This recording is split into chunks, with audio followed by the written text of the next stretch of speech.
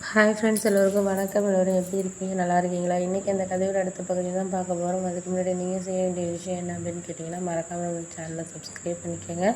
கீழே இருக்க பெல் பட்டனையும் கிளிக் பண்ணுங்கள். அப்போ தான் நான் போகிற வீடியோஸ் எல்லாமே உடனுக்குடனே உங்களுக்கு நோட்டிஃபிகேஷன் வரும். ஸோ மறக்காமல் சேனலை சப்ஸ்கிரைப் பண்ணிவிட்டு வீடியோ பாருங்கள் ஃப்ரெண்ட்ஸ். வாங்க நம்ம கதைக்குள்ளே போகலாம்.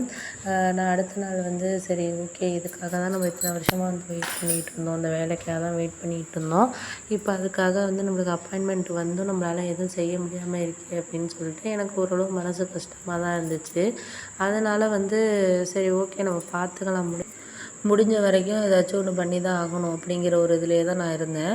அதனால் ஒரு 2-3 நாளைக்கு அப்புறம் வந்து நான் அப்பா கிட்ட சொன்னேன், இதுமாதிரி இந்த வேலைக்காக தான்ப்பா நான் இத்தனை நாளாக வெயிட் பண்ணிக்கிட்டு இருந்தேன். அதனால் வந்து அதை வந்து என்னால் விட முடியாது. நீங்கள் என்ன தான் சொன்னாலும் பண்ணாலும் எனக்கு வந்து இந்த வேலைங்கிறது ரொம்ப இம்பார்ட்டண்டான ஒரு விஷயமா இருக்குது, நீங்கள் நினைக்கலாம் அப்படின்னோடனே எங்கள் அப்பா சொன்னார், நான் உன்னை வேலைக்கு போக வேண்டாம்லாம் சொல்லலையேம்மா, வேலைக்கு போக பண்ணு, ஓரளவு காலைல போயிட்டு நைட்டு வர்ற மாதிரி இருந்தால் பரவாயில்ல, ஹாஸ்டலில் தங்குறதெல்லாம் எனக்கு அந்த அளவுக்கு பிடிக்கலை, நம்பிக்கையும் இல்லை அப்படிங்கிற மாதிரி பேசினார். எனக்கு ஒரு மாதிரி மனசு வந்து இதாகிடுச்சு, என்னப்பா என் மேலே நம்பிக்கை இல்லையா அப்படின்னு பார்த்தா, இத்தனை வருஷம் இங்கேயே தான் படித்தேன், எல்லாமே இங்கே தான் இது பண்ணேன். இப்போ ஒரு நல்ல வாய்ப்பு கிடச்சிருக்கு, ஒரு 3 ஹவர்ஸ் ட்ராவல் தான், ஆனால் இருந்தாலும் நம்ம டெய்லி வந்து 3 மணி நேரம் ட்ராவல் பண்ணி போயிட்டு வர முடியாது. நல்ல சம்பளம், ஸ்டார்டிங்கே 25,000 கிட்ட வந்து சம்பளம்ப்பா எனக்கு அப்படின்னோடனே, அதெல்லாம் புரியுதுமா, நான் இல்லைங்களே, இப்போ வந்து நீ வேலைக்கு போய் தான் நம்ம குடும்பத்தை வந்து உயர்த்தணும் அப்படிங்கிறது கிடையாது. அண்ணன் வேலை பார்க்குறான், நானும் வேலைக்கு போகிறேன், அம்மாவும் வேலைக்கு போகிறாங்க, எல்லாருமே வந்து ஒர்க்கிங் தானே.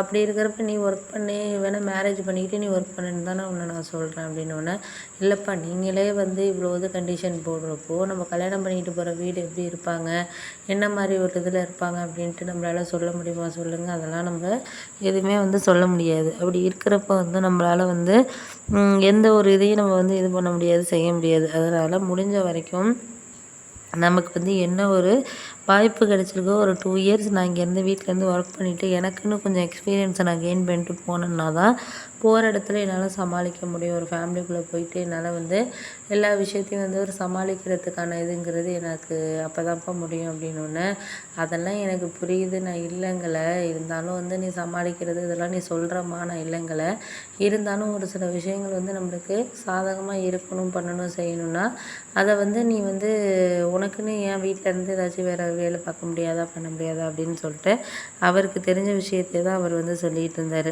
நான் வந்து சொல்கிறத எதையுமே வந்து அவர் கேட்குற மாதிரியே தெரியல. அதனாலேயே நான் என்ன பண்ணிட்டேன், சரி ஓகே, இதுக்கு மேலே இவர்கிட்ட பேசி நம்மளுக்கு பயனில்லை அப்படின்னு தெரிஞ்சதுனால நான் கொஞ்சம் அமைதியாகவே வந்து அப்படியே இருந்தேன்.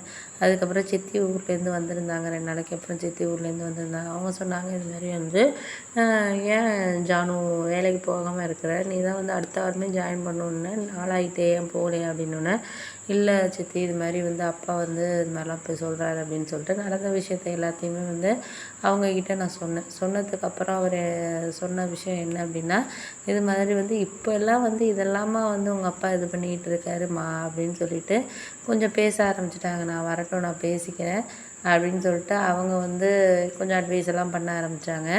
அதுக்கப்புறம் பண்ண ஆரம்பித்ததுக்கப்புறம் தான் எனக்கு புரிஞ்சிச்சு, சரி ஓகே, இதுக்கப்புறம் நம்ம வந்து எதையும் வந்து நம்ம இது பண்ணக்கூடாது, ஒரு சில விஷயங்களை வந்து நம்ம வந்து பண்ணுறது செய்கிறதுக்கான சூழ்நிலைகளை நம்ம தான் வந்து இது பண்ணணும் அப்படின்னு சொல்லிட்டு அப்புறம் எங்கள் சித்தி கொஞ்சம் அட்வைஸ் பண்ணாங்க. வந்ததுக்கப்புறம் எங்கள் அப்பா கிட்ட வந்து சொன்னாங்க, இந்த மாதிரி என்ன மாமா நீங்கள் என்ன இப்படி பண்ணிகிட்டு இருக்கீங்க, ஜானுவுக்கு வந்து இது நல்ல கம்பெனி, நானே கேள்விப்பட்டிருக்கேன், பிரசாந்துக்கெல்லாம் கூட அதில் கிடைக்கல, இவளுக்கு கிடைச்சிருக்கு அப்படிங்கிறப்போ நீங்கள் ஏன் வந்து இதெல்லாம் வந்து ஒரு விஷயமா எடுத்துக்கிட்டு பேசிக்கிட்டு இருக்கீங்க அப்படின்னோடனே, இல்லை இல்லை அதெல்லாம் வந்து சரியாக வருமா, அதெல்லாம் சரியாக வராது அப்படி இப்படின்னு சொல்லிட்டு சொன்னோன்னே, அதெல்லாம் சரியாக வராதுன்னு நீங்களே ஏன் முடிவு பண்ணுறீங்க, அவளுக்கு அது தெரியும், தெரிஞ்ச விஷயத்த நீங்களாம் வந்து இது பண்ண தேவையில்லை அப்படின்னோடனே எங்கள் அம்மாவும் வந்து சொன்னாங்க, நீ ஒன்றும் பேசாதடி அப்படின்னு சொல்லிட்டு சொன்னாங்க. இருக்கா பேசாதங்கிற, அவளுக்கு ஒரு வாய்ப்பு கிடைச்சிருக்கு, ஒரு 1 இயர் ஒர்க் பண்ணட்டுமே, கல்யாணம் பண்ணிக்க வேணான்னு அவள் சொல்லலை, ஒரு வருஷம் வேலை பார்க்கட்டும், ஹாஸ்டலில் தங்கி வேலை பார்க்கட்டும், இல்லாட்டினா நம்ம அத்தை வீடு அங்கே தானே இருக்குது, இங்கே வேணால் நம்ம அத்தையோட வீடு வந்து இங்கே அத்தை மட்டும்தான் இருக்கிறாங்க, அவங்க வீடு வந்து நல்ல பெரிய வீடு தான் ஓரளவு, நீ கூட போயிட்டு ஜானோட தங்கியிருக்கலாம், இவங்க வந்து 2 பேரும் தான் இருக்கிறாங்க, அவன் வந்து பிரசாந்த் தான் சமைப்பான், பண்ணுவான், எல்லாம் பண்ணுவான்.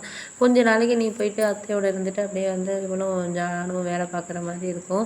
ஓரளவு சேலரி வர்றதுல ஏதாச்சும் உங்களுக்கு வாடகை கொடுத்தா கூட ஓகே தான். ஒரு 3000 4000 கொடுத்துட்டு நீங்கள் பாட்டுக்கு அவங்களோடய இருந்துடலாம். மேலே மாடியில் கூட இருக்கலாம். அத்தை வந்து ஒரு வாரம் இங்கே இருக்கும், இங்கே இருக்கும், உங்கள் பொண்ணு வீட்டில் இருக்கும். அங்கே இருந்துட்டு அப்படியே வேலை பார்க்க வேண்டியது தானே அப்படின்னோடனே நானும் இன்னும் ஒரு 2-3 மந்த்து தான். அப்புறம் வந்து மாமா வந்து அவர் ட்ரான்ஸ்ஃபர் ஆகி போயிட்டாருன்னா நான் வந்து கூட இருப்பேன் ஜானுவோட, ஒன்றும் பிரச்சனை இல்லை. நானும் ஜானுவும் கூட இருப்போம். நீ அதுக்கப்புறம் கூட ஊருக்கு வந்துடலாம் அப்படின்னோடனே அதெல்லாம் தெரியுது, நம்ம சொல்கிறதெல்லாம் ஓகே தான், இல்லைங்கள நான் வந்து. ஆனால் இந்த ஒரு விஷயத்தையுமே வந்து நம்மளால் வந்து சொல்ல இப்போதைக்கு